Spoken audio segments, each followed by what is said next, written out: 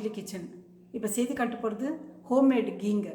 Homemade key எப்படி பாலில் இருந்து அதில் ஆடை எடுத்து எப்படி ஹோம்மேடு கீ செய்கிறதுன்னு சொல்லிட்டு நான் செய்து காட்டுறேன். நான் இப்போ தேவையான பொருட்கள் காட்டுறேன். நான் பாருங்கள், இது ஆடை தினம் எடுத்து வச்சுருக்கேன். நான் ஆடையை தினந்தோறும் ஆடை எடுத்து மேலே இருக்கிற இதை மட்டும் ஆடையை மட்டும் ரொம்ப ஸ்லோவில் நான் ஸ்டவ் பற்ற வச்சு ஆடை எடுப்பேன். அதுவும் அந்த மூடியை லேசாக போட்டு மூடி வைப்பேன். மூடி வச்சுட்டு அப்புறம் ஃப்ரிட்ஜில் வைப்பேன் கொஞ்சம் நேரம். அப்புறமா ஆடை கட்டும். அந்த ஆடையை எடுத்து சேர்த்து வச்சு கூட தயிர் ஊற்றி, மிச்சம் ஆகிற தயிரெல்லாம் ஊற்றி அதை எடுத்து வச்சுருக்கேங்க. பாருங்கள், தினந்தோறும் எடுத்து வைப்பேன். நான் எடுத்து வச்சு அதுலேருந்து நெய் காய்ச்சிக்கலாங்க. இப்போ காட்டுறேங்க எப்படி செய்யுதுன்னு சொல்லிட்டு செய்து காட்டுறேன். நான் இந்த மாதிரி எனக்கு ball thickness, it depends upon ball thickness எவ்வளோ இருக்கோ அந்த அளவுக்கு உங்களுக்கு ஆடை வரும். ஆடையிலேருந்து வெண்ணெய் வரும், வெண்ணெயிலேருந்து நெய் எடுக்கலாம்.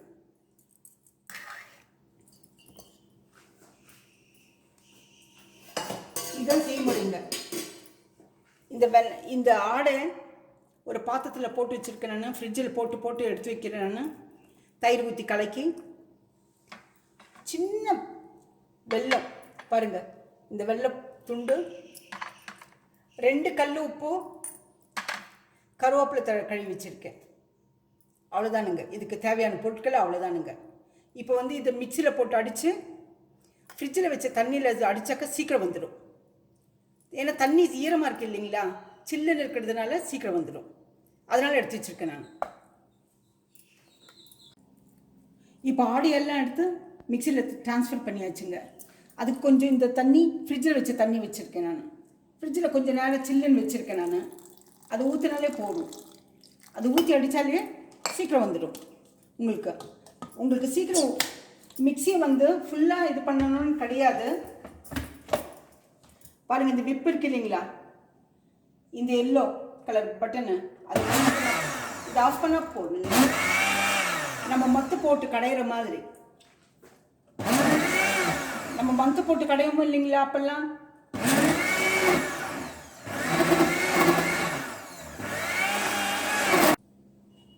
இப்போ ஓப்பன் பண்ணி காட்டுறேன் பாருங்கள். பார்த்தீங்களா, இந்த அளவுக்கு வருது. இது பசும்பால் இருக்கிறதுனால மஞ்சளாக இருக்குங்க. வெறும் பசும்பால் வாங்குகிறோம் நாங்கள், வீட்டு பால். இங்கே ஒரு மாடு இருக்குது, மாடு வச்சுட்டு இருக்காங்க, அவங்கக்கிட்ட வாங்கிட்டு இருக்கோம்.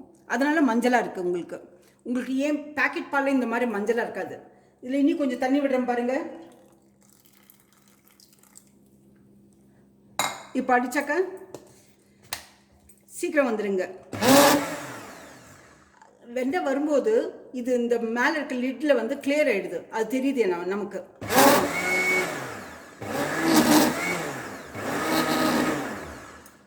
இப்போ ஓப்பன் பண்ணி அந்த மூடியில் இருக்கிறதெல்லாம் போட்டுடலாம். போட்டுட்டாக்க அதுவும் நமக்கு வெண்ணெய் கிடச்சிடும்.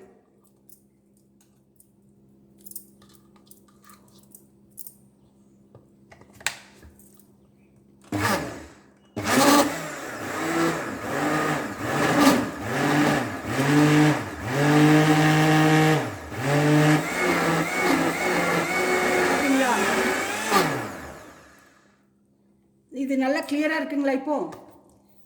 இப்போ ஓப்பன் பண்ணி காட்டுறேன் பாருங்கள். வெண்ணெய் வந்தாச்சு. அவ்வளோதானுங்க. இதை எடுத்து வச்சு நம்ம நல்லா கழுவிட்டு பாருங்கள்.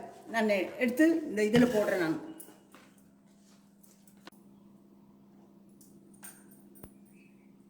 இப்போ எடுத்து பவுலில் போடுறேங்க. தண்ணியில் போடுறேன்.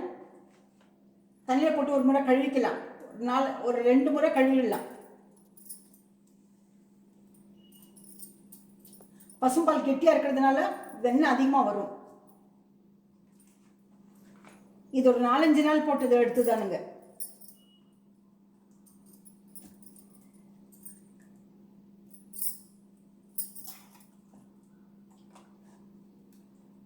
பாக்கெட் பாலில் வருங்க.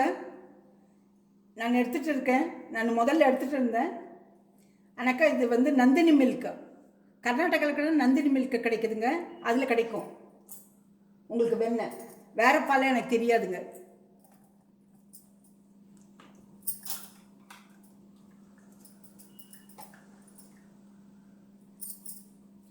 பார்த்தீங்களா எப்படி வருது பார்த்தீங்களா?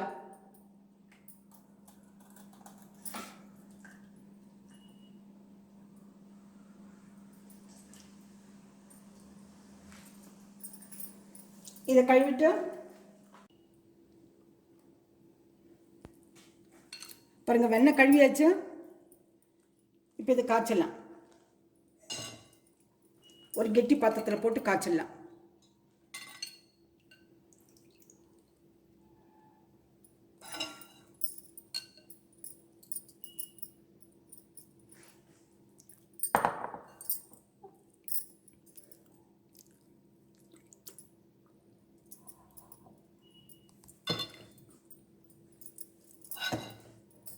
இப்போ இதை ஸ்டவ் ஆன் பண்ணிக்கலாம். ஸ்டவ் ஆன் பண்ணிட்டு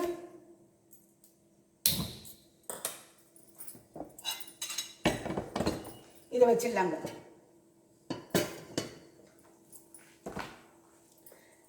பாருங்க, உப்பு வேணா இப்போ போட்டுடலாம். கருவேப்பிலை தழை இருக்கு இல்லைங்களா, அதையும் போட்டுடுங்க. வெல்லத்தை மட்டும் லாஸ்ட்ல ஃபில்டர் பண்ணும்போது போடலாம்.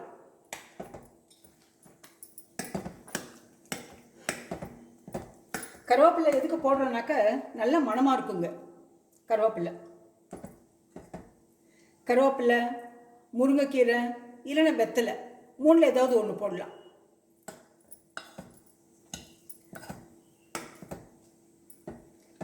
எல்லாமே அதில் எல்லாம் கால்சியம் இருக்கு பாருங்க. அது நல்ல நெய்யில் இறங்கினா நல்லதுங்க.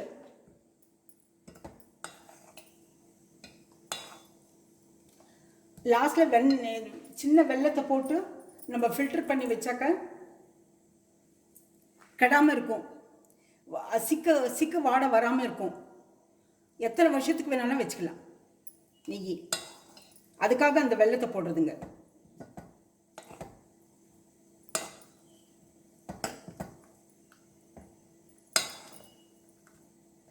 உப்பு கருவேப்பிலை போட்டு இப்போ காய்ச்சிட்டு இருக்கேன் நான்.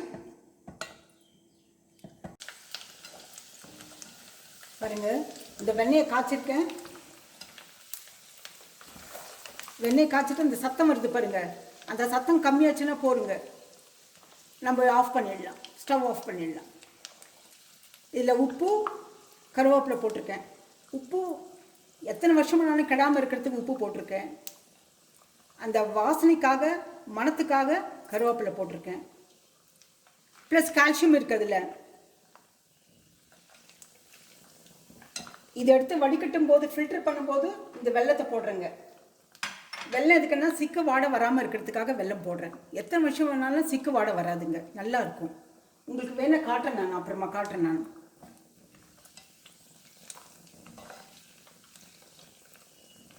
பார்த்தீங்களா, இந்த மாதிரி எண்ணெய்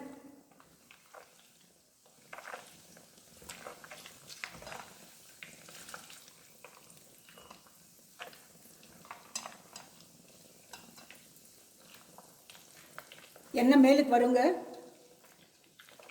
நம்ம ஒரு 2 நிமிஷத்துக்கு முந்தி எடுத்துடணுங்க. எனக்கு அப்புறமா நம்ம நெய்யை வந்து உருக்கி நம்ம சாப்பாட்டுக்கு ஊற்றுறோம் இல்லைங்களா, அப்போ வேறு காயுது இல்லைங்களா, அப்போ சரியாக இருக்கும் டெம்பரேச்சரு.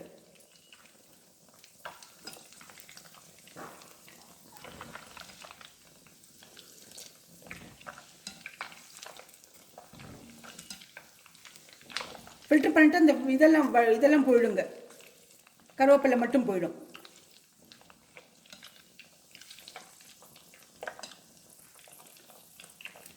அவ்வளோதாங்க, ஆஃப் பண்ணிடலாம். ஆஃப் பண்ணிவிட்டு இது ஆறின பிறகு பாருங்க, காலி டப்பா வச்சுருக்கேன், காலி பாத்திரம். அதில் இந்த வெல்லத்தை போட்டுடுறேன். வெல்லத்தை போட்டுட்டு ஃபில்ட்ரு பண்ணுறேங்க. ஃபில்ட்ரு வந்து ஸ்டீல் ஃபில்டர்லேயே பண்ணுறேன். அப்போ தான் நீங்கள் டெம்பரேச்சர் இதாக தாங்குங்க. ப்ளஸ் பிளாஸ்டிக் யூஸ் பண்ணக்கூடாது. சூடாக இருக்க சாமானத்துக்கெல்லாம் பிளாஸ்டிக் யூஸ் பண்ணக்கூடாது.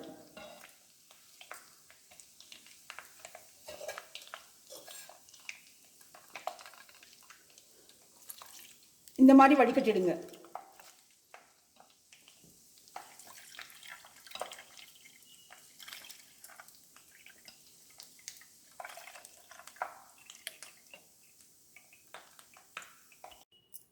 பாருங்க, நெய் காய்ச்சி வச்சிருக்கேன் பார்த்தீங்களா? எத்தனை தெளிவாக இருக்குது பாருங்கள். இது ஃபில்ட்ரு பண்ண வச்ச உடனே இது சேர்த்து வச்சுருக்கேங்க. நான் நெய் காய்ச்சி ஒரு பெரிய சம்பளத்தில் ஊற்றி வச்சுருக்கேன். நான் இது கொஞ்சம் ஆறின பிறகு இந்த மாதிரி குருணையாக ஆகிடும். இது மஞ்சள் கலர் வந்திருக்கிறதுக்கு பசும்பாலுங்க ரீசன். அதுதான், நம்ம பேக்கெட் பால் இந்த கலரில் வராது. இந்த ரெசிபி பிடிச்சிருந்தாக்க லைக் பண்ணுங்கள், ஷேர் பண்ணுங்கள், சப்ஸ்கிரைப் பண்ணுங்கள், மறக்காமல் பெல் பட்டன் ப்ரெஸ் பண்ணுங்கள். அடுத்த ரெசிபியில் பார்க்கலாம்.